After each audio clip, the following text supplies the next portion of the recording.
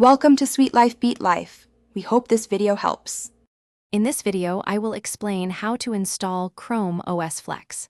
First, ensure your computer meets the minimum requirements. You'll need a USB drive with at least 8 GB of storage. Remember to back up all your important files before proceeding, as this process will erase your hard drive.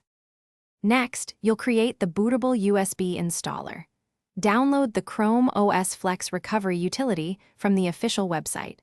Follow the on-screen instructions to write the Chrome OS Flex image to your USB drive. This step is crucial for a successful installation, so double-check that the process completes without errors. Now, boot your computer from the USB drive. You might need to adjust your BIOS or UEFI settings to do this. Once booted, you'll have the option to try Chrome OS Flex or install it permanently.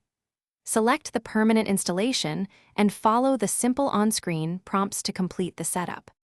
After installation, your computer will restart. Connect to your Wi-Fi network and sign in with your Google account.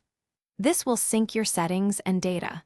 You're now ready to explore Chrome OS Flex, enjoy its speed, and discover all the features it offers on your newly transformed device.